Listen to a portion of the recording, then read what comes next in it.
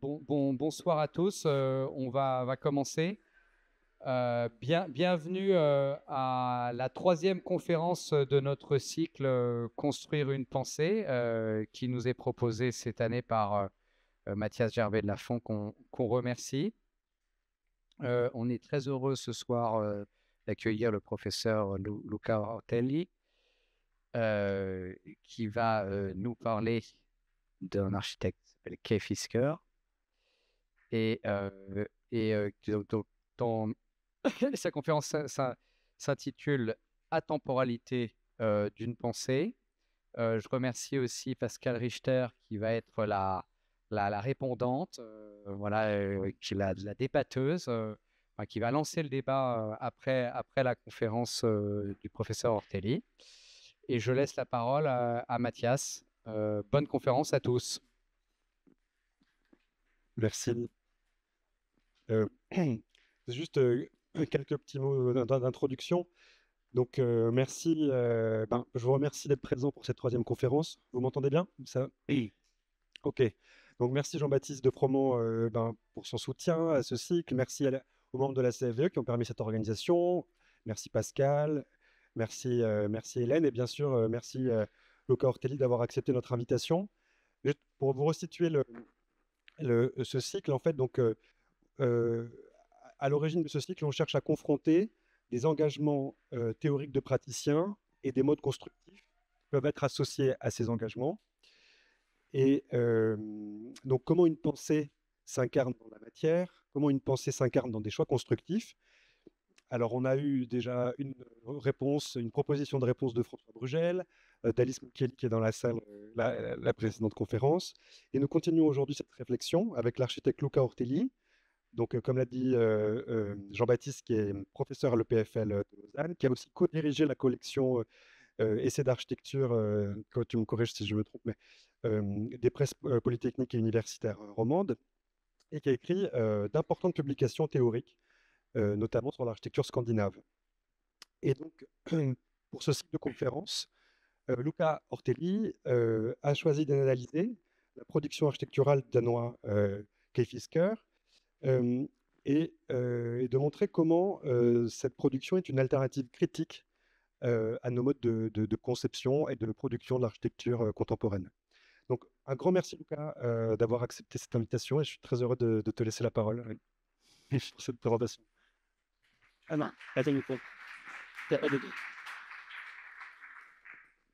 Vous m'entendez? Oui.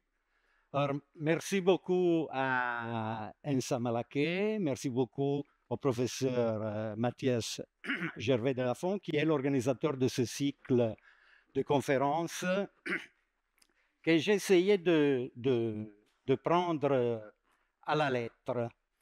C'est-à-dire qu'en regardant le programme, mon attention a été attirée par 3 citations que le professeur a placées dans ce même programme. Alors, la première, c'est de Jacques Herzog, et c'est une phrase qui, à mes yeux, ne signifie rien. Donc, je suis un peu polémique, mais à la limite, ça va nourrir le débat à la fin. Ça ne signifie rien parce qu'elle repose sur une idée selon laquelle des formes et des matériaux seraient morts s'ils ont besoin d'être rendus à nouveau vivants. C'est très générique et, à mon avis, ça ne sert pas à grand-chose. Après, un aphorisme de la contribution à une théorie de l'architecture de Perret, magnifique, qui me fait un peu peur, parce que l'architecte est un poète. Moi, je préfère la définition de Adolf Loos, l'architecte est un maçon qui a appris le latin. Ou sinon, je pense aussi à une définition donnée par Heinrich Tessenov qui disait « mais l'architecte est artiste seulement s'il est capable de donner une forme à une essence et s'il parvient à augmenter l'intensité d'une expression donnée. » Donc la question des rapports entre l'architecture et l'art est une question énorme qui restera toujours ouverte et qui, elle aussi, pourra revenir à l'occasion de notre discussion. Après, la dernière, qui est en réalité la première, que Mathias a justement décidé de mettre en exergue, de mon ancien collègue à l'EPFL, Patrick Mestellon, elle est très ouverte, elle me plaît beaucoup. Tout simplement, moi, j'ajouterais quelque chose. Au lieu de penser, moi, je préfère parler d'idées d'architecture. Et pourquoi? Parce que penser risque de tomber dans le mythe du concept. Aujourd'hui, on a un petit peu abandonné, mais il y a quelques années, il y avait plein d'architectes qui insistaient beaucoup sur le fait qu'un projet doit se fonder sur un concept. Et le concept devait parfois avoir rien à faire avec l'architecture. Donc, je compléterai la citation de Patrick Mestellon en disant, oui, l'architecture, une idée d'architecture, et j'ajouterai aussi la plus largement partageable, et partageable par tout le monde. Donc aujourd'hui, je vous parle de Kai Fisker. Vous le voyez, c'est un architecte moderne, mais qui appartient, pour ainsi dire, à la deuxième génération des architectes modernes. Il est né 10 ans après Walter Gropius, 7 ou 8 ans après Le Corbusier. Je vous montrerai quelques projets que j'ai groupés thématiquement, et ce n'est pas forcément une présentation chronologique. Donc on commence par des petites gares ferroviaires, des petites maisons.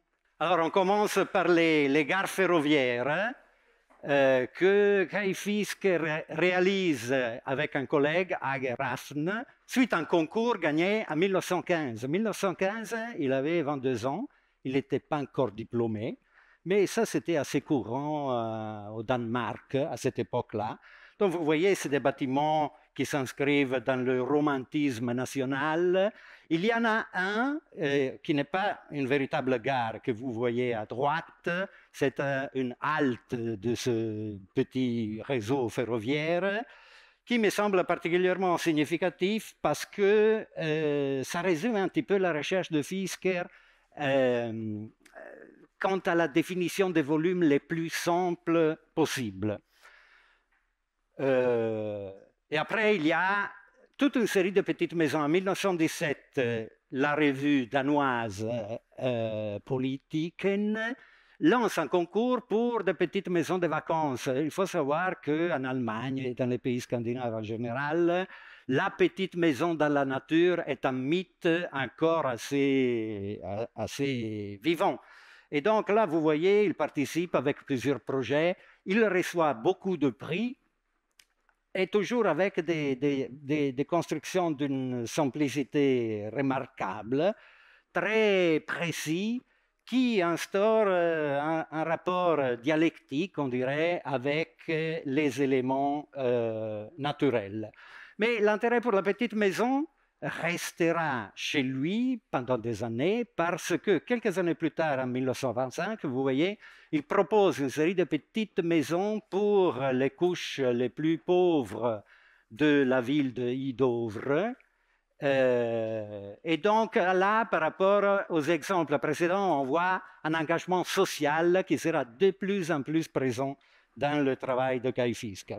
Après, en 1916, il reçoit un mandat pour une villa. La première proposition qu'il fait à M. Fries, un industriel, c'est de faire une petite maison en bois d'un étage comme celle qu'il avait projetée pour la revue Politiken. Mais le client prétend une villa un peu plus importante et donc, pour la première fois, il utilise la brique, un matériau qu'il n'abandonnera jamais, et il produira cette villa absolument remarquable, très austère, mais en même temps aussi domestique, caractérisée par la polychromie que l'on retrouve dans les pièces intérieures. 1916, la construction se termine en 1918, il n'a pas encore obtenu son diplôme. Et après, il y a un des 3 bâtiments que Fisker a réalisé en dehors du Danemark, le pavillon de l'exposition internationale des arts décoratifs, ici à Paris, en 1925. Et on pourrait se demander comment un si jeune architecte avait eu un mandat tellement prestigieux. Donc, vous voyez que pendant une dizaine d'années, à partir de 1918, il est le directeur de la revue Arkitekten, qui est la revue principale d'architecture au Danemark. En 1920, il reçoit son diplôme. Après, il réalise 2 immeubles d'habitation dont je vous parlerai par la suite. Et en 1924, il commence l'enseignement jusqu'en 1936, parce qu'en 1936, il sera nommé prof et le sera jusqu'à la fin de sa vie. Le pavillon est remarquable, même s'il n'a pas vraiment été remarqué, parce qu'en 1925, il y avait aussi le pavillon de l'Esprit Nouveau de Le Corbusier. Mielnikov avait réalisé le pavillon de l'Union soviétique, mais celui-là, c'est vraiment une pièce d'architecture originale et fascinante. Un plan cruciforme avec des salles d'exposition très très hautes et les parois intérieures décorées par des représentations géographiques du Danemark, tandis que l'extérieur est caractérisé par l'utilisation de la brique de manière assez matérique. C'est des couches alternées du type bossage qui limitent un petit peu le caractère abstrait et presque sculptural de ce bâtiment. Mathias a utilisé des citations dans le programme. Moi, je vais aussi utiliser des citations, dans la plupart des cas tirées d'écrits de Kai Fisker, parce que Kai Fisker, il a toujours accompagné sa profession avec l'enseignement, vous l'avez vu, et avec l'écriture. Il y a particulièrement le dernier texte qui est un peu son héritage moral et intellectuel, qui s'intitule « Culte de la personnalité ou anonymat ». On dit que le chaos inspire plus que l'ordre et qu'il faut se jeter dans le libre jeu de la création. Mais faire de l'architecture, c'est d'abord mettre de l'ordre dans les choses. L'architecture, c'est l'ordre. Il nous arrive fréquemment de réagir à tout ce qui est trop bien ordonné, surtout si cet ordre est obtenu avec plus ou moins de contraintes. Souvent, pourtant, on se sent dans un milieu plus humain parmi des formes anonymes qui se sont développées d'elles-mêmes. Et cependant, je continue à soutenir l'idée qu'une bonne architecture, même une architecture anonyme, est basée sur la notion d'ordre. Ce que vous voyez ici, c'est aujourd'hui considéré le bâtiment le plus iconique de Kai Fisker et peut-être même du housing, du logement au début du XXe siècle au Danemark. C'est une façade de 190 mètres que vous voyez ici, qui s'aligne au réseau routier existant et qui présente à l'intérieur une grande cour-jardin de 9000 mètres carrés consacrée à la vie des gens qui habitent dans cet immeuble. L'aménagement du jardin est fait par un architecte paysagiste, mais il faut remarquer la simplicité et l'efficacité de ce dispositif, encore une fois, très simple et clair. Ce qui caractérise le bâtiment, c'est la série infinie de fenêtres. Il y en a plus que 2000, identiques. Mais vous voyez qu'il y a une différence entre les façades côté rue, briques rouges et fenêtres cadrées par un cadre en enduit, et les façades côté cour, briques jaunes sans encadrement. Ça, c'est un détail de la façade avec mon ancien collègue Martin Steinmann qui se promène le long de ce bâtiment. Je tiens beaucoup à parler de lui parce que Steinmann, en tant que rédacteur-chef de la revue Archithese, était le premier qui a consacré une publication en dehors du Danemark à Kai Fisker en 1985, donc 20 années après la mort de l'architecte. Ça, c'est toujours la même façade. Vous voyez quelque chose d'étrange, oui, si vous observez attentivement cette photo, bien, il y a déjà l'effet de hors échelle produit par la volonté d'aligner les linteaux des fenêtres et les linteaux de la porte d'entrée. Mais si vous regardez la première fenêtre alignée avec la porte, vous voyez apparaître le palier d'escalier. Chose inimaginable aujourd'hui, inimaginable dans une approche fonctionnelle, pour ne pas dire fonctionnaliste de l'architecture, mais quand même quelque chose de très commun dans la ville de Copenhague. Et Fisker adopte ce système qui est, entre parenthèses, possible grâce au fait qu'au Danemark, les fenêtres s'ouvrent vers l'extérieur, donc la cage d'escalier, on peut quand même la ventiler. Lui, il utilise ce système non orthodoxe pour souligner l'idée fondamentale, construire une grande maison commune consacrée à la collectivité qui y habite. Et ça, c'est l'autre, non, c'est toujours la même façade qui donnait à l'époque sur un canal, aujourd'hui enterré. Ici, il y a une artère de grande circulation. Alors, il y a 20 ans, j'ai parlé de ce projet aux étudiants et la réaction typique était « mais c'est ennuyeux, c'est banal, c'est triste, je ne sais pas ». Aujourd'hui, on commence à regarder le bâtiment avec un peu plus d'intérêt ou au moins de curiosité.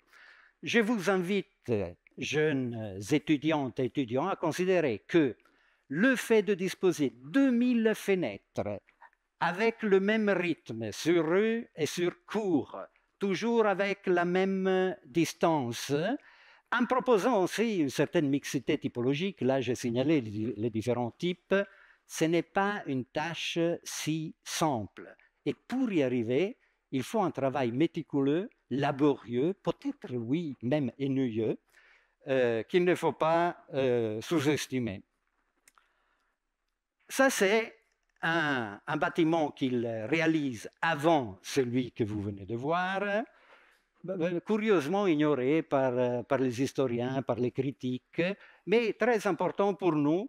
Bien, il n'est pas si iconique parce que là, par exemple, la forme urbaine n'est pas si précise et claire comme dans le Hornbeck-Hus. C'est un peu bâtarde et respecte l'alignement du réseau routier. En plus, les façades étaient crépies, donc il n'y a pas la force que vous avez peut-être vue dans le cas précédent. Mais je le montre parce que ici, Kai Fisker adopte un système distributif qui mélange deux types fondamentaux de logements. Mais vous voyez que pour réussir le jeu, il y a côté cour une fausse fenêtre parce qu'il n'arrive pas à garder le même rythme à l'intérieur et à l'extérieur. À partir de ce moment-là, obsédé par cette notion d'ordre, par le fait que l'architecture est avant tout ordre, il s'engage à trouver une solution pour avoir ce dispositif qui permet justement d'avoir le même rythme côté rue et côté jardin. Donc, il travaille sur différentes solutions dans lesquelles il y a 9 axes entre les deux éléments distributifs. Et ça, c'est la solution adoptée à Hornbeck-Hus, et vous le voyez, c'est parfaitement régulier. En observant ce plan, il y a une autre chose que vous avez sûrement remarqué, le fait que la distribution verticale comprend toujours 2 escaliers. Ça, c'était une obligation déterminée par les pompiers, par les règlements contre les incendies. Donc, il y a toujours un escalier principal accessible depuis le trottoir et un escalier secondaire qui est aussi une issue de secours qui donne accès directement à la cour jardin. Ce type de bâtiment, donc la construction le long du périmètre avec un espace à l'intérieur complètement libre, assume le nom au Danemark de carré, avec K. Quel est le modèle? À mon avis, il ne faut pas chercher trop loin. sûrement Fisker a regardé avec attention le bâtiment que vous voyez en bas à gauche, le Warthof, pour des raisons idéologiques, sociales. Parce que le Warthof, c'est le premier établissement philanthropique de la capitale danoise. Et là aussi, on peut retrouver quelques-uns des caractères typiques du Hornbeck-Hus. Mais Kai Fisker et ses collègues se trouvent au moment donné, en 1918, à devoir construire des bâtiments, des logements sociaux qu'ils n'avaient jamais fait auparavant. Tout cela est dû au fait que le gouvernement propose une loi qui finance le logement social et qui permet donc aux coopératives et à différents types d'associations de répondre à la pénurie de logements qui caractérise toutes les grandes villes européennes à la même époque. Les architectes qui parviennent à ordonner l'image de nos villes et de nos paysages en créant un milieu humain par le biais d'un bon logement, comme un cadre autour d'une bonne forme de vie, ont une plus grande valeur pour la société que ceux qui produisent des œuvres d'art individuelles et sensationnelles. Avec ce type de regard, Fisker explore les possibilités de réalisation de ces grands logements sociaux. La scène architecturale de l'époque à Copenhague est dominée par Martin Nierop, l'auteur, entre autres, de l'hôtel de ville, une icône du romantisme national, et de l'autre côté, Hack Kampmann, qui est un peu hésitant entre une forme de néoclassicisme avec des touches exotiques. La partie centrale rappelle un petit peu les constructions, restitutions idéales du mausolée d'Halicarnasse. Et après, il y a aussi la grande saison, avant la grande saison du néoclassicisme à Copenhague, dont le plus grand protagoniste est Christian Friedrich Hansen, que Fisker et ses collègues étudient avec grande attention. Lorsque l'architecture a été marquée par le néoclassicisme ici au Danemark, il y a une génération, nous avons atteint un niveau relativement élevé, simplement parce que les formes schématiques du classicisme reposaient sur une syntaxe si simple qu'elle pouvait être apprise par des architectes de moindre importance et même par des artisans. Ça, c'est encore un point important pour comprendre la logique qui détermine l'action de Fisker dans le domaine du logement social. À Copenhague, il y a aussi d'autres bâtiments. Je signale ces deux-là, un peu étranges. Le premier avec cette touche exotique qui est le musée Thorvaldsen. Et après, l'église de Grundtvigs, un chef-d'œuvre du médiévalisme moderne qui était en construction pendant la réalisation des carrés de Fisker. Ah, là, on a perdu une belle animation, vraiment belle. Parce que la citation arrivait après, mais. Donc, il regarde Fisker, il regarde un petit peu l'histoire de l'architecture danoise, de Copenhague en particulier, et il dira que chez Karl Petersen, qui est l'auteur de ces projets-là, qui font penser à quelques projets de la tendenza Rossi, Grassi des années 60 et 70, chez Karl Petersen, comme chez tant d'autres architectes danois des années 1920, le néoclassicisme devient une architecture modeste qui fonctionne avec peu de prétention et célèbre les effets classiques. Il n'y a pas beaucoup de colonnes dans le néoclassicisme danois. Cependant, grâce à un travail conscient sur les proportions et sur les dimensions, le concept d'ordre a été réintroduit après le chaos individualiste de l'époque de Martin Nierop. Donc voilà ce bâtiment qui répond parfaitement aux explorations que j'ai vite résumées. Un bâtiment que je considère absolument radical. même si l'utilisation du mot radical semble hors lieu quand on parle d'un bâtiment de ce type. Notre langage d'architecte a l'habitude de rattacher des mots à des formes. Donc, quand nous disons radicalité, nous pensons à l'avant-garde. Ici, il n'y a rien d'avant-garde. Je veux dire, la brique n'était pas prévue comme matériau de construction visible et exposé par le Neues Bauen, la toiture en pente en tuiles, les cadres de fenêtres. Mais cependant, je prétends, ça c'est un bâtiment radical. Et la radicalité consiste justement dans le fait de tout soumettre à la concrétisation de cette idée. Une grande maison pour des gens communs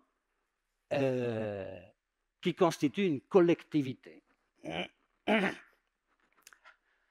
Encore une citation. Nous espérons qu'il y aura toujours des grands génies de l'architecture et que nous serons toujours enthousiasmés par leur splendide travail. Ces grands architectes peuvent nous faire vivre une expérience individuelle forte, mais l'admiration risque de devenir un culte de la personnalité. Nous ne pouvons pas construire une architecture pour tout le monde avec un tel individualisme. Ça, c'est un passage que je considère fondamental. Donc, construire pour tout le monde implique le fait d'avoir une posture non individualiste. C'est une architecture neutre et anonyme qui doit marquer notre environnement et c'est ce que nous devons nous efforcer d'améliorer. Cette architecture ne peut pas se soumettre à la mode. Elle ne peut s'inspirer des grandes performances individuelles. L'architecture commune doit être anonyme et atemporelle. Une vue aérienne de Copenhague dans laquelle on voit là-haut le Orbekus et d'autres, vous voyez, carrés réalisés dans la période 1918-1928, la période du Stadsboligenfond, donc le Fonds national pour le logement. Le carré, la construction sur le périmètre de l'îlot, adopté à Copenhague dans cette période, ne diffère pas de ce qui se passe dans d'autres villes européennes. Vous voyez à droite, en bas, une page de la revue d'avant-garde Das Neue Frankfurt, 1930, dans laquelle on voit l'évolution, pour ainsi dire, qui mène de l'îlot dense du XIXe siècle à l'urbanisation rationnelle ou rationaliste des années 30. Cette séquence, qui est très connue, fait l'objet d'un livre que vous connaissez sûrement, intitulé justement « De l'îlot à la barre ». Voilà 4 exemples d'autres carrés de Fisker. Je passe rapidement les images. Il est clair que pour lui, il s'agit d'introduire des variations sur un thème qui est toujours le même, la grande maison collective. Toujours la brique, avec des variations de couleurs, dans quelques cas des éléments qui marquent les planchers, les fenêtres qui peuvent assumer des formes différentes, mais c'est toujours la même chose. J'attire votre attention sur l'image de gauche, parce que là, on entrevoit la profondeur limitée de ces volumes, qui sont toujours au-dessous de 10 mètres, ce qui permet d'avoir justement toujours des logements avec double orientation. Même la forme urbaine, l'implantation peut varier de manière importante, avec des choses assez étranges. Vous voyez ici le bras à gauche qui est tout déformé par rapport à l'implantation et réaliser ça en brique, c'est quelque chose qui demande un savoir-faire hors du commun, mais qui était assez présent à Copenhague. La brique rouge, jaune, grise, les fenêtres carrées, verticales, peu importe, la construction sur le périmètre, au moment donné, commence à se fragmenter pour ouvrir l'espace qui était dans les premiers cas collectif, donc qui est accessible aux habitants, pour s'ouvrir à la ville.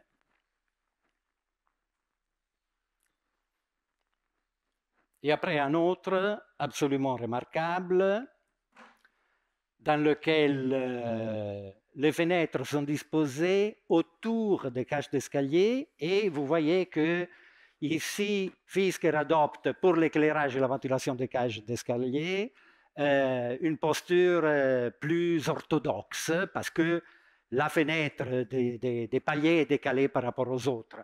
Et ici, les fenêtres sont groupées autour de la cage d'escalier.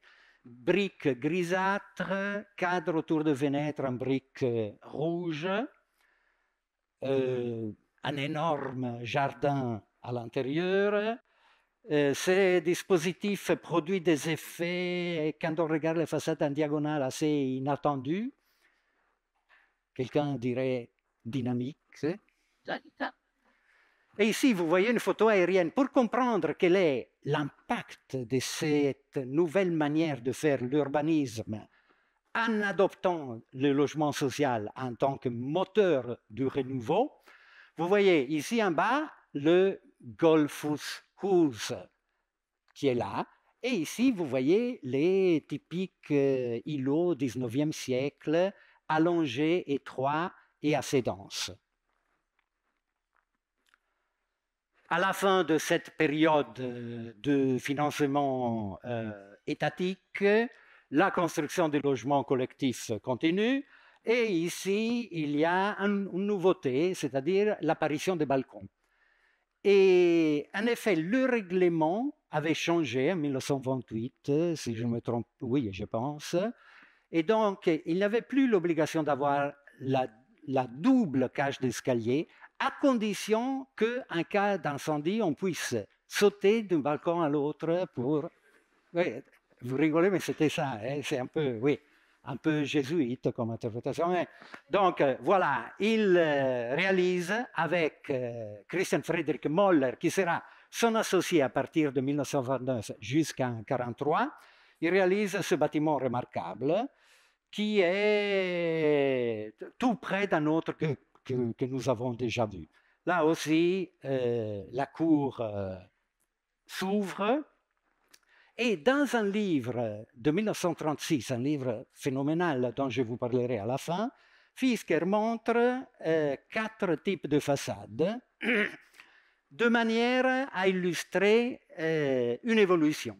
Alors, ce regard, qui est à mes yeux un peu trop darwinien, l'amène à considérer que pour lui, l'essentiel, c'était de faire des beaux logements. Il n'avait pas tort, mais il critique la période de financement étatique en disant « mais là, on était dans l'impossibilité d'expérimenter ».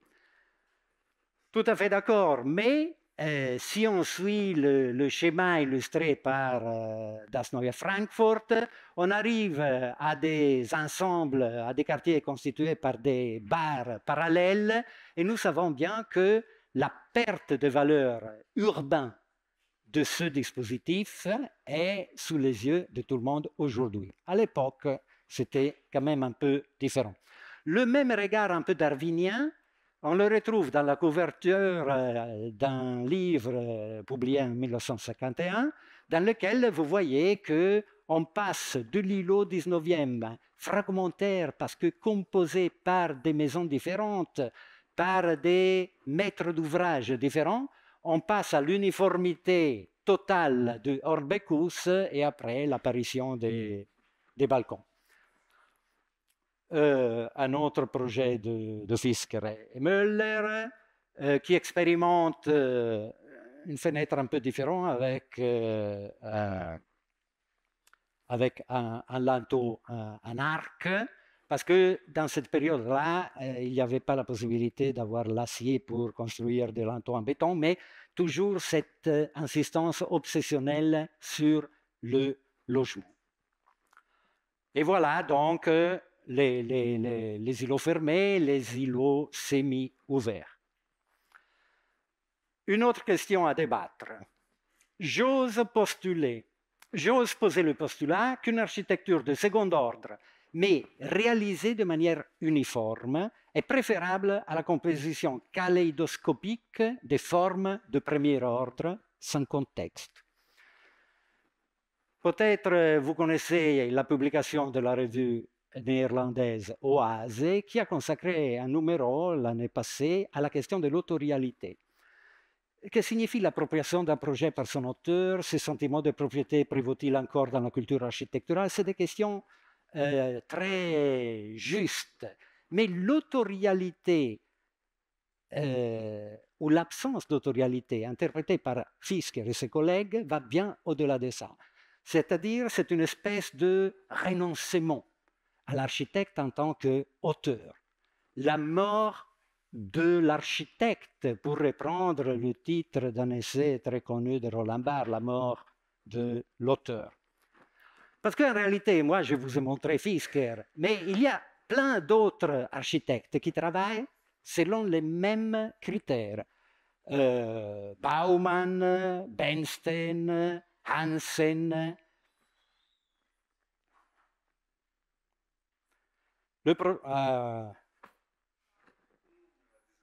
Une autre belle animation perdue. Paul Baumann, deux générations précédentes à celle de Fisker, c'est le premier qui réalise un complexe d'habitation avec les subventions de l'État. Il s'agit d'un projet formidable parce que vous voyez, il y a 2 carrés et après, sur l'autre côté de la rue, 2 bâtiments filiformes qui complètent l'îlot 19e dont on a vu quelques exemples. Si vous avez l'occasion de vous rendre à Copenhague, allez voir ce morceau de ville authentique qui garde encore le pavage de l'époque, auquel des balcons ont été ajoutés récemment selon des critères incompréhensibles. Je me demande si Fisker ou Baumann seraient contents de cette manière, mais je veux dire, les Danois cherchent des balcons aujourd'hui. Là, vous voyez tous les bâtiments de logement réalisés jusqu'en 1936. Donc, vous voyez la masse assez imposante et importante. En 1929, je vous ai dit, Fisker s'associe avec Möller et leur premier bâtiment, au-delà du carré que je viens de vous montrer, c'est ce bâtiment absolument remarquable. Si vous regardez les photos, alors au début, les premiers projets sont parfaitement inscrits dans la logique des bâtiments que je vous ai montrés précédemment. La photocouleur montre cette alternance magique entre briques rouges et briques jaunes qui repose sur le fait que le plan du bâtiment a été cassé en 2 et la partie de droite et celle de gauche se situent à un demi-niveau de différence, comme vous le voyez dans la coupe.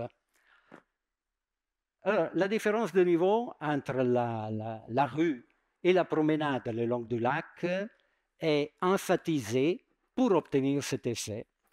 À partir de ce moment, Fisker renonce à tout artifice qui empêche la réponse la plus simple et immédiate.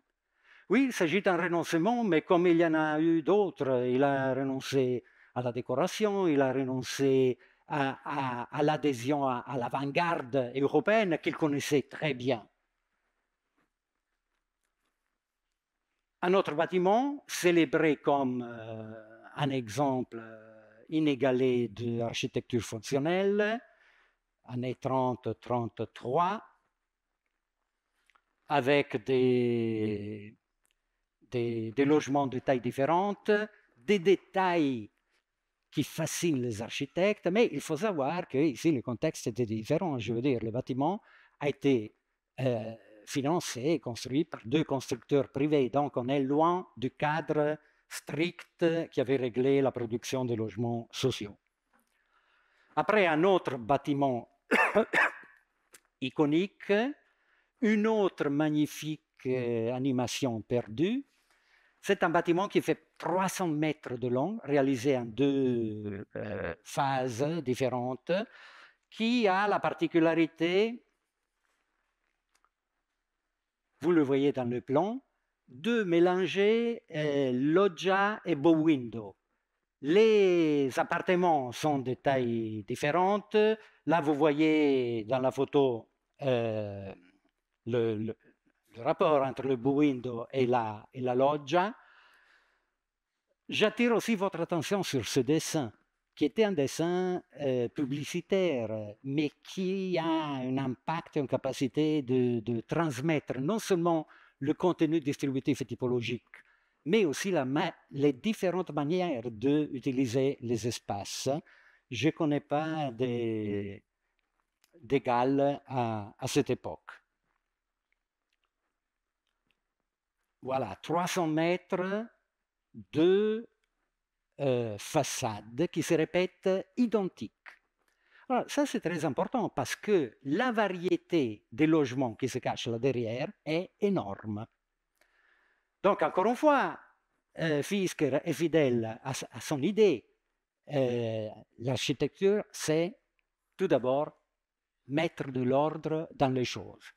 Il y a encore un autre projet, un des derniers projets de logement de Fisker, qui se trouve au centre-ville, pas loin de la place octogonale baroque de Amalienborg, qui présente le même rythme, même s'il y a à l'intérieur, je vais vous montrer, une énorme variété de logements. Alors, ce projet-là, par rapport aux 2 précédents, a le mérite de construire un véritable morceau de ville. Vous voyez, c'est 4 volumes organisés autour d'un espace qui, selon les auteurs, aurait dû être un parc. Aujourd'hui, par contre, c'est un parking.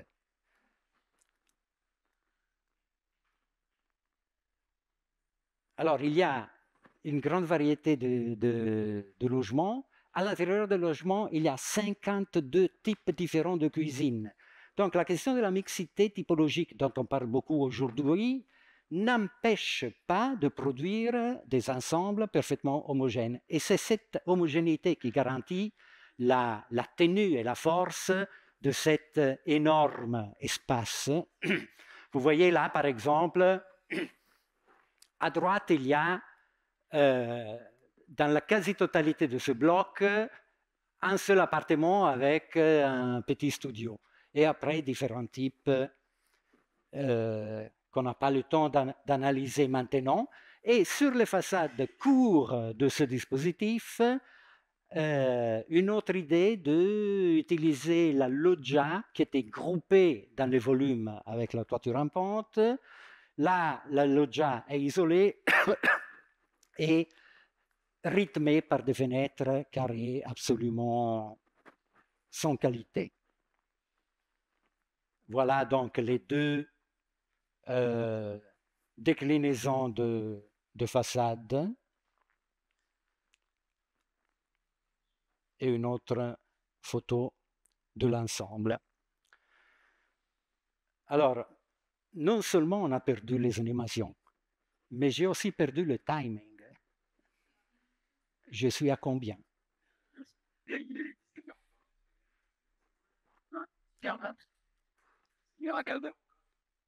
Ah, moi, jusqu'à minuit, si vous voulez. Hein.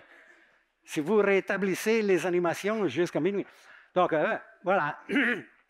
J'avais annoncé aussi des projets pour la ville de Aarhus. Alors, ça, c'est un concours gagné par Fisker et Möller, qui rentre parfaitement dans l'idée qu'on se fait du fonctionnalisme. En réalité, un dispositif impeccable au point de vue du fonctionnement. Et vous savez bien qu'un hôpital, ce n'est pas un thème parmi les plus faciles, et dans lequel on voit apparaître quelque chose de nouveau. Par rapport à la célébration de la masse, qui était le caractère fondamental des carrés d'habitation sociale, ici on célèbre le volume. Et les volumes presque stéréotomiques, c'est-à-dire qu'un caractère assez particulier, c'est le fait que ces volumes n'ont pas d'avant-toit.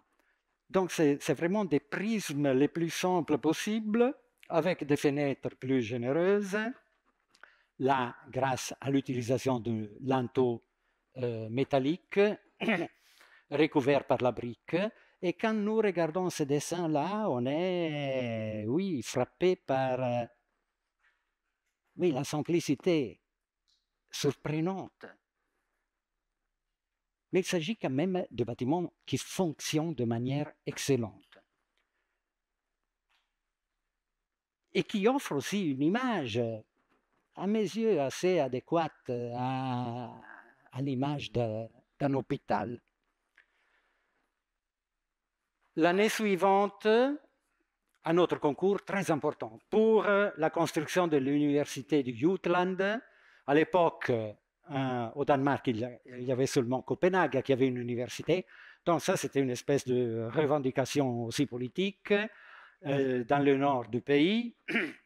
Et Fisker-Müller, en association avec Paul Stegman, et après on verra un magnifique architecte paysagiste, gagneront le concours. Ça, c'est des planches qui présentent une idée, parce qu'en réalité, les bâtiments ne seront pas réalisés exactement comme ça. Vous pouvez bien imaginer, les étudiantes et les étudiants, pas forcément, mais les collègues architectes connaissent très bien le fait que la transformation d'un projet de concours à la réalisation, quand on a la chance de réaliser, implique pas mal de modifications. Donc, on ne retrouvera pas exactement ces volumes dans la réalisation, mais les mêmes principes. Les mêmes principes, c'est quoi? Simplicité extrême, renoncement, encore une fois, à construire, à donner une forme unique à l'ensemble des fonctions prévues par les programmes, et capacité aussi d'accueillir les programmes, les fonctions et les espaces les plus variés. Ça, c'est le résultat. À mon avis, un des plus beaux bâtiments de la première moitié du XXe siècle, non seulement au Danemark, moi je dirais dans le monde entier. Alors, ce n'est pas évident, hein, parce que là, le thème, c'était de construire un institut universitaire. Alors, l'idée de la fragmentation est aussi critiquée par le Sénat universitaire parce qu'ils attendaient quelque chose de plus monumental. La monumentalité qui aurait peut-être été garantie par un complexe uniforme, peut-être avec un axe central. Et là, par contre, on arrive à construire quelque chose qui a aussi une certaine fascination, je dirais, industrielle, dans la simplicité de ces volumes.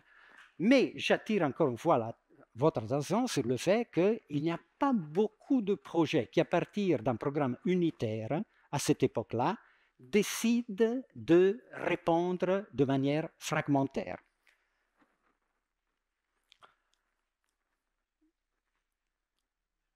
Voilà une proposition d'implantation. En jaune, là, le bâtiment plus ou moins que vous venez de voir en photo. Ici, les bâtiments de l'hôpital que je vous ai montré tout à l'heure.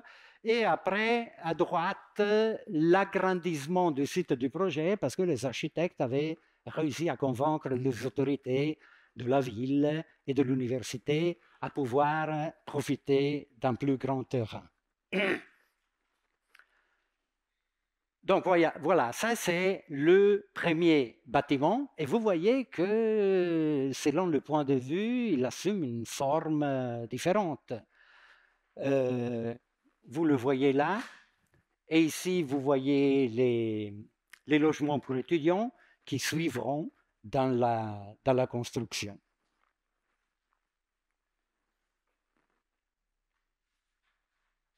Oui, qu'est-ce qu'on peut dire de ces plans qui sont intelligents, même malins, peut-être? Parce que une fois trouvé la bonne structure et le bon rythme des ouvertures, un tel dispositif permet d'accueillir, comme je vous disais, les fonctions et les espaces les plus variés et différents. En bas, vous voyez les logements pour étudiants. Bien là, c'est classique, un couloir et des chambres. Et à droite, les maisons des professeurs. Ça, c'est un développement. Encore une fois, le passage du projet de concours à la réalisation implique des modifications importantes, mais on reste toujours à cette idée d'une grande flexibilité malgré l'image que quelqu'un pourrait considérer rigide de l'ensemble.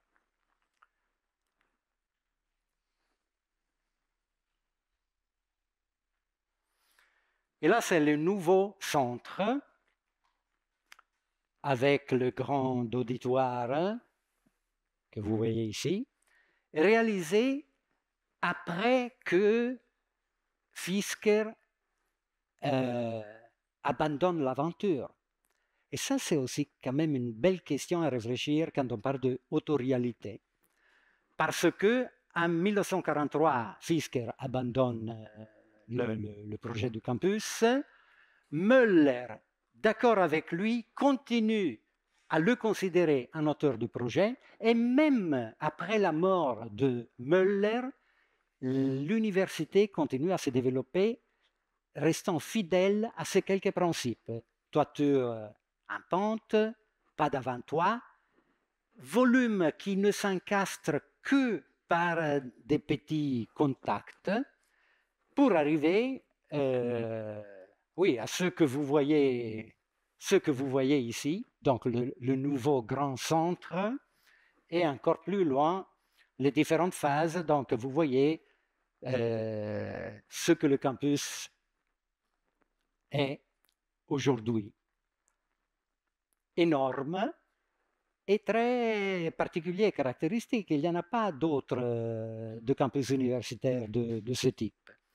Avec le centre laissé à la nature, selon le projet de Christian Theodor Sorensen. Et maintenant, il faut parler du dernier thème, l'inactualité.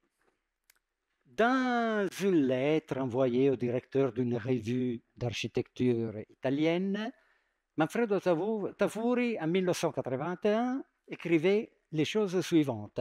La pureté inactuelle n'est pas nécessairement ou seulement celle d'Aldo Rossi, mais aussi celle de Karl Petersen, Ivar Bernstein, Edvard Thomsen et de Mies. Une architecture sans idéologie, ce n'est pas rien, car elle remet en question non seulement la linéarité d'un cycle, mais aussi la tradition accidentée du neuf. Il ne s'agit pas de rédimer qui que ce soit, mais de construire historiquement un rôle pour ceux qui ont voulu l'inactualité. Bien, Tafuri ne parle pas de Fisker, mais ce n'est pas un hasard si, au-delà de Mies van der Rohe, quand il parle de inactualité voulue et recherchée, il cite 3 architectes, 3 compagnons de route de Fisker. Donc là, on est en 1942-45. Logement pour les retraités de la ville de Copenhague. Oui, inactuel. Mais comme je vous ai déjà dit, l'inactualité de Fisker est absolument voulue et recherchée. Il connaissait parfaitement bien la scène architecturale européenne et mondiale. Il avait enseigné aux États-Unis, il a beaucoup voyagé, il utilisait les photos de tous les bâtiments les plus célèbres pour illustrer ses cours à l'école d'architecture. Et entre réponse au fonctionnalisme et inscription globale dans la politique du welfare lancée par le Danemark à cette époque, il arrive à construire des bâtiments remarquablement simple et puissant, intelligible au plus grand nombre, pour revenir à l'idée qui est à la base de cette série de conférences. Ici, un projet malheureusement perdu, un concours pour l'hôtel de ville de Aarhus,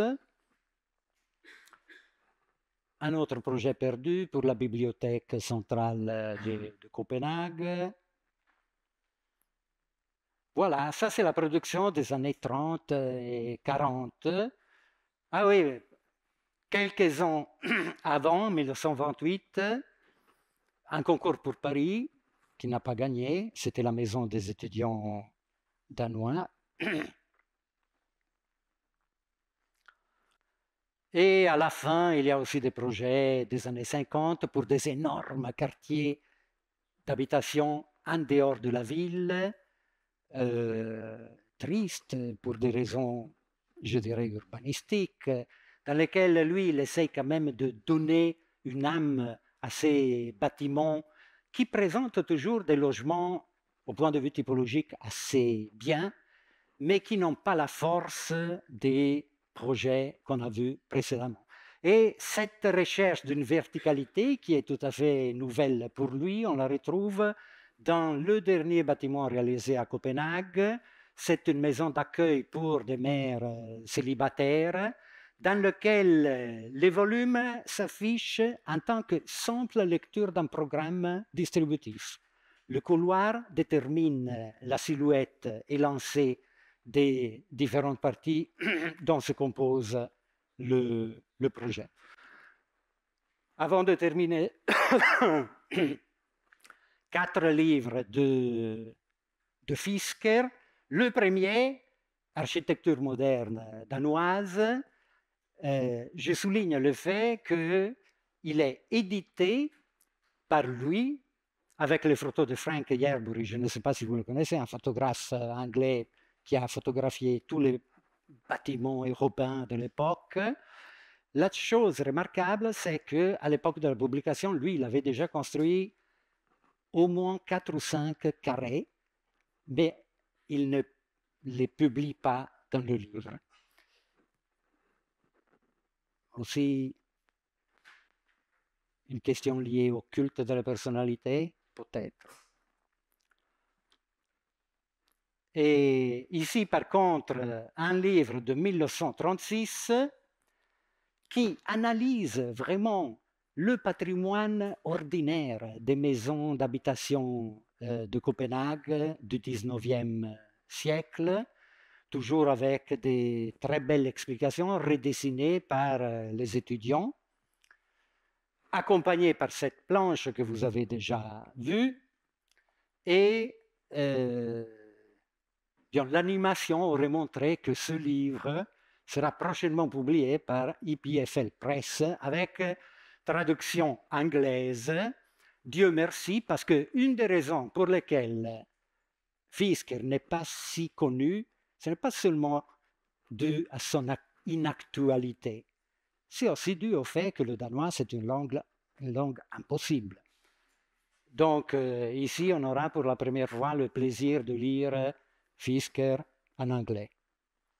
Merci. Fini.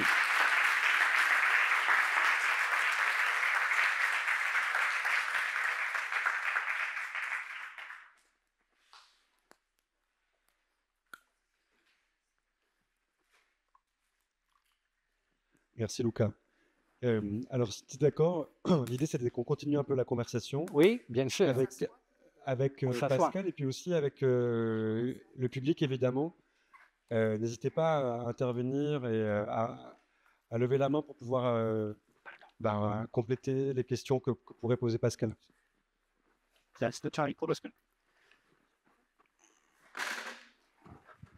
Est-ce qu'il y a des questions dans la salle avant de démarrer? Non? Oui. Merci beaucoup. D'abord, je voudrais vous remercier parce que c'est vraiment passionnant et effectivement très, très peu connu. Et par rapport aux premiers projets qui sont vraiment magnifiques, il y avait une perspective Vous n'avez pas cité Hilbersheimer, la Grostadt, etc. Et ça quand même. Est-ce qu'il connaissait, est-ce que ça avait à voir, vu qu'il a publié chez Wasmuth, sur les filiations? Je serais étonné de découvrir qu'il ne le connaissait pas, parce qu'il connaissait vraiment, il a écrit des choses à propos de Le Corbusier, Gropius, Mies van der Rohe, dont il connaissait parfaitement la production et la pensée, mais il ne cite jamais Hilbersheimer. Donc, ce que vous dites, c'est une belle piste pour des explorations ultérieures.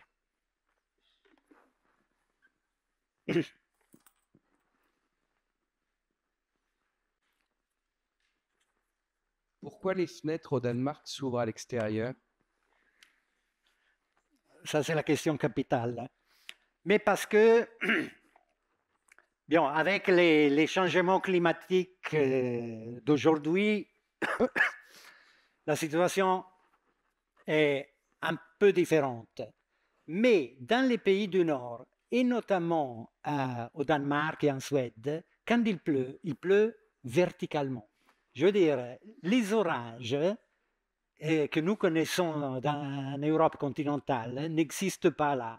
Donc, il est tout à fait possible d'ouvrir à l'extérieur sans peur d'abîmer les fenêtres. Et ça, c'était aussi une manière pour pouvoir facilement installer 2 fenêtres, qui était une mesure de protection contre le froid, la plus immédiate. Donc, on ouvrait comme ça, et après, on ouvrait comme ça. Et ça, je le répète, si vous regardez avec attention les bâtiments de logement de Copenhague du 19e siècle, ils sont tous comme ça. Donc, lui, il profite de cette chose, mais même la fenêtre qui tombe sur le palier de l'escalier est quelque chose que l'on retrouve assez facilement dans l'architecture ordinaire, dans l'architecture d'habitation ordinaire à Copenhague et dans d'autres villes danoises. Et alors, vous avez cité, enfin, on a parlé d'Hilbersheimer, mais est-ce qu'il avait des contacts, par exemple, avec May à Francfort? Vous avez cité Linoe Frankfurt, et puis avec, par exemple, Bruno Tarot à Berlin. Est-ce qu'il était en lien avec ces mouvements Non, pas vraiment. Donc, moi,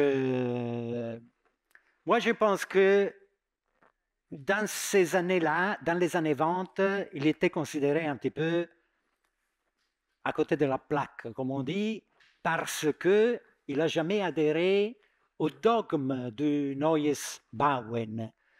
Dans les années 30, quand sa posture sera plus proche du fonctionnalisme, le monde de l'architecture européenne et américaine commence à s'intéresser à lui. Mais par rapport au fonctionnalisme, il faut souligner le fait que, bien, pratiquement dans les histoires de l'architecture moderne, Kai Fisker n'existe pas. Mais si on cherche un peu, on trouve sur Wikipédia, par exemple, j'imagine, porte-parole du fonctionnalisme danois. En réalité, lui, il avait une idée du fonctionnalisme assez critique. Il prétendait que le fonctionnalisme a toujours existé, la bonne architecture a toujours été fonctionnelle, mais le fonctionnalisme a rendu la forme de cette manière de fonctionner tellement froide et abstraite. Donc ça, c'était son idée. Donc il refusait systématiquement les étiquettes. Mais il connaissait sûrement les Siedlungen de Francfort, de May, et j'imagine même celle de Bruno Taut. Mais il faut aussi savoir que lui, bien Taut aussi, il n'a jamais fréquenté les congrès internationaux d'architecture moderne. Lui, il était vraiment isolé comme son pays pour des questions linguistiques, mais aussi politiques et de liens avec, oui, il y avait beaucoup de liens avec la Suède. L'Allemagne n'existait que dans ses voyages. Il était très curieux, elle connaissait très bien. Mais à ma connaissance, il n'avait pas de rapport personnel avec ni May ni Taut.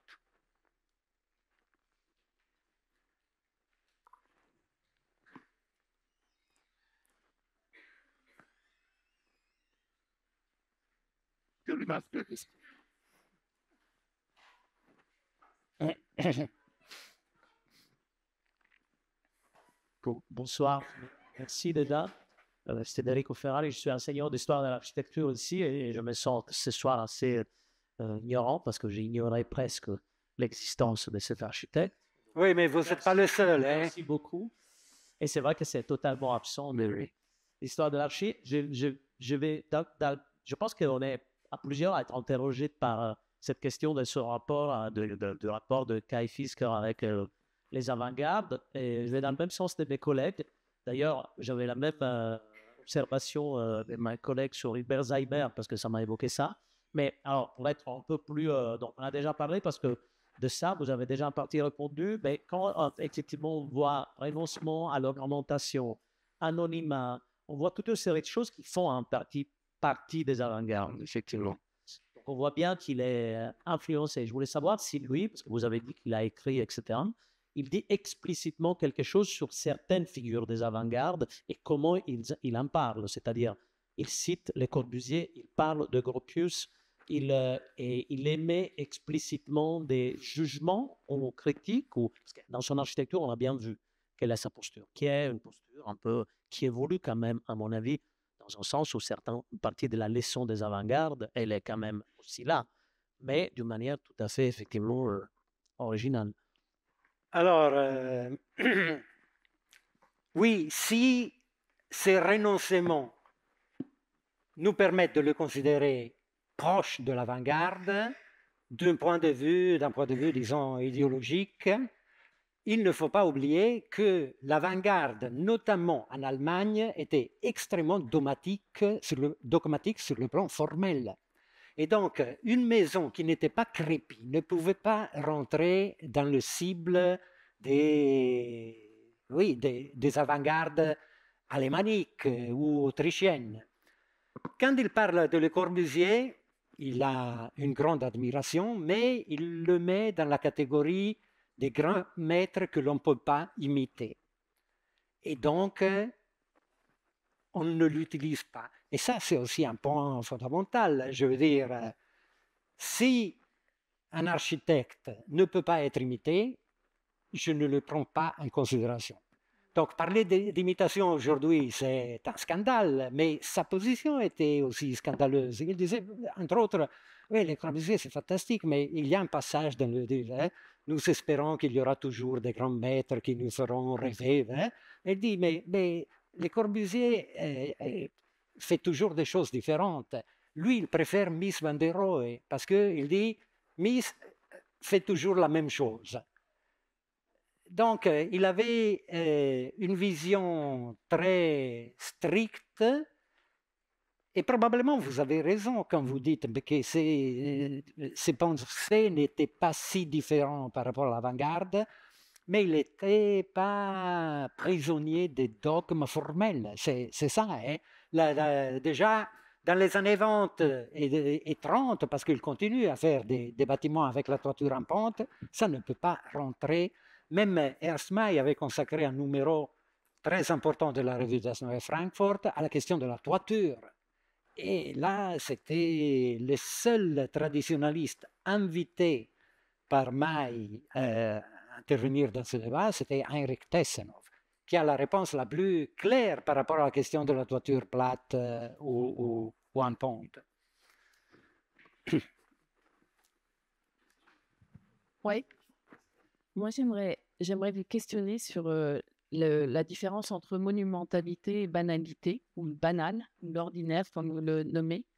Parce que j'ai lu, ou je vous ai écouté, j'ai écouté plusieurs de vos conférences, et dans une de vos conférences, vous dites « Les vrais monuments de la modernité ne sont pas ceux qu'on trouve dans les livres d'histoire, ce sont les quartiers d'habitation, comme par exemple les cités de Maille à Francfort. » Et j'aimerais que vous précisiez un peu votre pensée et peut-être la développer par rapport à cet architecte Kai Fisker.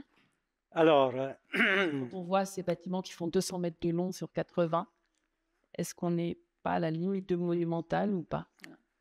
Oui, mais monumentaliser la simplicité, c'est autre chose que de faire des monuments en tant qu'objectif primaire d'un projet. vous avez prononcé le mot banal. Alors maintenant, je tempère un petit peu le jugement sévère que je viens de donner sur cet aphorisme de Perret, parce que parmi les aphorismes de contribution en architecture, il y en a un que j'aime beaucoup, qui dit « Celui qui, sans trahir les matériaux ni les programmes modernes, aura produit une œuvre qui semblera avoir toujours existé, qui, dans un mot, sera banal, je dis que celui-là peut se tenir pour satisfait. » Et ça, c'est une idée de banalité qui me convient parfaitement. Alors, si la banalité qui consiste à récupérer la fenêtre typique, la multiplier 2000 fois sur une longueur de 200 mètres, approche un certain type de monumentalité, moi, j'ai rien contre parce que c'est la célébration de l'idée de base. C'est aussi la célébration des visions urbaines de Hilbersheimer, je veux dire. C'est un point de vue important sur la question de la répétition. C'est la raison pour laquelle je disais, il y a 20 ans, les étudiants, quand j'ai présenté ça, disaient « c'est ennuyeux ». Aujourd'hui, notre sentiment et notre sensibilité ont passablement changé et on est curieux de savoir quelle est la position théorique qui lui a permis d'arriver avec apparente simplicité, un tel résultat. Apparente simplicité parce que, là je m'adresse aux étudiantes et aux étudiants, je sais que vous avez les examens la semaine prochaine, mais si vous ne savez pas quoi faire le jour de Noël, essayez de régler des plans de logement qui garantissent le même rythme de fenêtres sur 200 mètres avec minimum 4 types différents de logements. Hein? On s'y attelle dans le studio d'ailleurs. Tu avais une question? Si tu veux continuer à échanger. Alors, moi, j'avais noté aussi. Alors, oui, tout au début, vous avez. Ah, pardon. Non, Oui. parce que tu as cité aussi les villes nouvelles de Ernst May. Voilà. Alors, quand je dis ça, je ne fais que citer Manfredo Tafuri, D'accord. qui explique très bien, dans un essai qui est contenu dans la sphère du labyrinthe, ceux qui veulent vraiment comprendre la modernité ne doivent pas visiter le Bauhaus, mais les quartiers de Francfort de Ernst May. Et moi, je suis parfaitement d'accord. Parce qu'il y a là un contenu social qui est quand même une des grandes conquêtes de la modernité qui n'existe pas au Bauhaus. Voilà. Donc, j'ai cité Tafuri. Et j'aurais aimé aussi revenir sur la première citation qui n'était pas écrite, mais que vous avez citée et qui m'a beaucoup, vous avez déjà repris dans une autre conférence, mais qui m'intéresse beaucoup. J'aimerais que vous la développiez. C'est Heinrich Tessenhoff. Donc, c'est l'autre architecte auquel vous êtes beaucoup intéressé, qui définit le rôle de l'architecte dans sa capacité à augmenter l'intensité d'une expression ou d'une forme donnée. Et toujours, lors de cette conversation que vous avez eue avec Éric Lapierre, vous considérez que c'est un enseignement possible et dense de signification pour la quête d'une architecture du quotidien. Et j'aimerais que, à l'adresse des étudiants qui s'interrogent toujours sur comment faire, peut-être c'est une vraie piste. Moi, je ne sais pas si j'ai des conseils à donner aux étudiants d'aujourd'hui. J'ai quitté l'enseignement il y a 3 ans. J'ai l'impression, quand je discute avec des étudiants aujourd'hui, d'être un dinosaure. Donc, je me rends compte que tout ce que je vous ai raconté aujourd'hui aura probablement vous semblera peut-être étrange. En réalité, moi, je suis sur une position assez particulière que vous pouvez tranquillement considérer rigide. Mais quand on dit, bien, la question que j'ai posée au début, c'était est-ce que l'architecture est un art, oui ou non? Question éternelle, Moi, je suis tout à fait d'accord avec Loos. L'architecture n'est pas un art. Et Tessenov disait, oui, mais il y a une possibilité. L'architecte peut être artiste quand il arrive justement à augmenter l'intensité d'une expression donnée. Et c'est exactement ce que fait Fisker, surtout dans les carrés de la décennie du financement étatique. Et, naturellement, le prix à payer est lié aussi à un autre fragment de discours de Fisker qui disait, mais pour finir, je préfère des ensembles homogènes plutôt que l'exploit des grands artistes. Et en réalité, je ne sais pas si parmi vous, quelqu'un connaît la ville de Copenhague. On peut se promener et on reconnaît les bâtiments de Fisker, seulement si on les connaît. Parce que sinon, il y a cette homogénéité fantastique qui nous permet de parcourir sur 2 kilomètres des rues et de rencontrer toujours, entre guillemets, le même bâtiment. Toujours la brique, toujours la toiture comme ça, toujours les fenêtres rythmées. Et ça, c'est aujourd'hui, pour moi, un antidote à l'excès d'individualisme qui caractérise la production architecturale actuelle. Mais ça n'engage que moi, ça c'est mon point de vue. Par contre, ce qu'il disait, lui, vous pouvez le vérifier si vous avez l'occasion de vous rendre à Copenhague. Entre parenthèses, après la mort de Tessenov, la fondation qui porte son nom a commencé à décerner des médailles, la médaille Tessenov. Et en 1964, c'est Fisker qui reçoit la médaille Tessenov. Il avait même écrit sur Tessenov. Quelqu'un a d'autres questions? Moi, je voulais juste, peut-être avant de terminer, revenir sur donc certains architectes se revendiquent de Kai Fisker, dont Tony Fretton, qui a une vraie filiation, et il dit que son œuvre à lui tire son inspiration de l'abstraction moderniste à laquelle il tente de donner un caractère dans la création d'un point de repère, et que c'est ce qu'il a de commun avec Kai Fisker. Qu'est-ce que vous en pensez?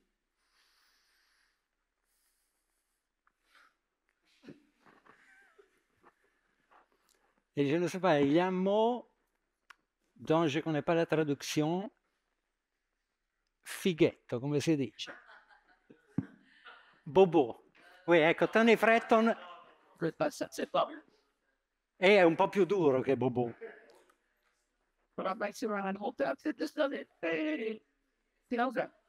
No, disons que Tony Fretton...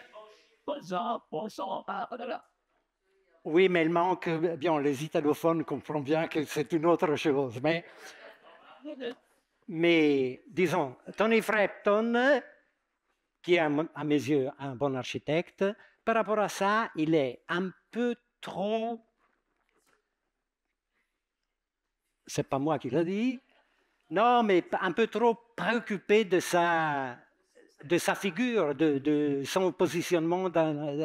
Après, je pense qu'il y a une belle filiation d'architectes qui, à partir de Tony Fretton, font des choses aujourd'hui, à mon avis, de qualité, en Angleterre et même en dehors d'Angleterre, toujours un peu fighetti. Je ne sais pas comment. Toujours un peu.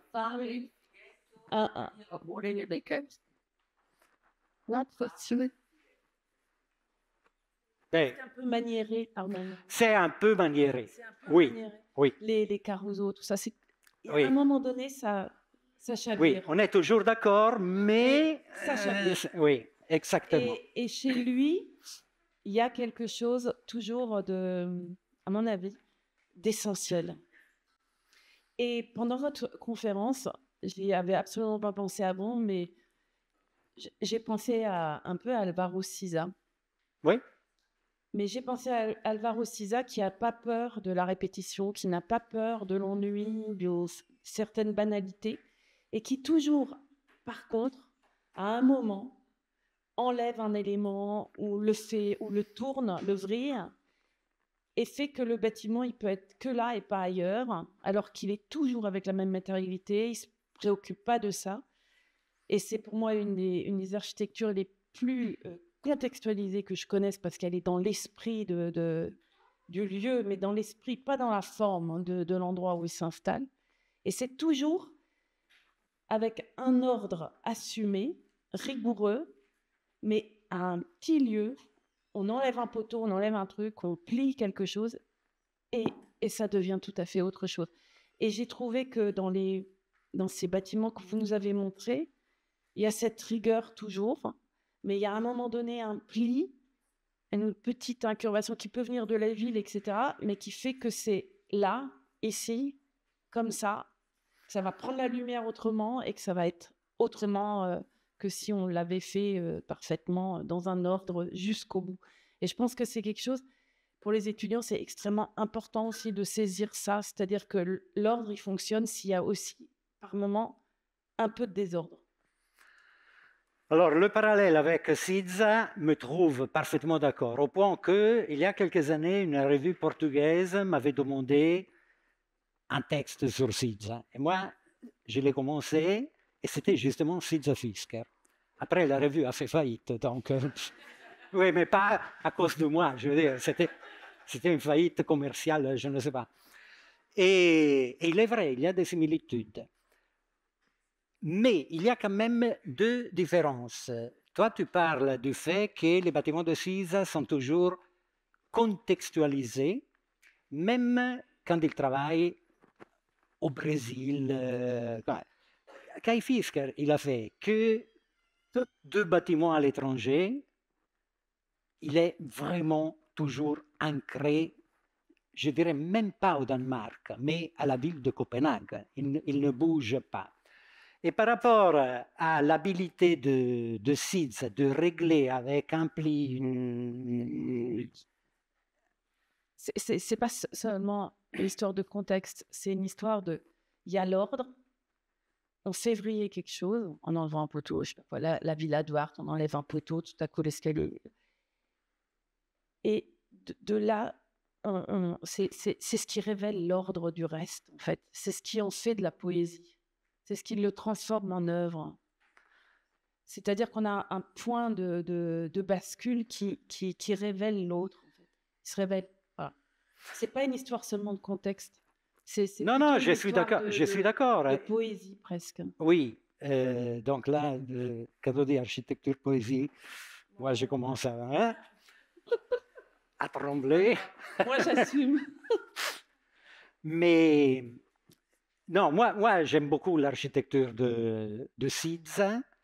La posture de Fisker face au projet est complètement différente. Lui, il est têtu et obsessionnel.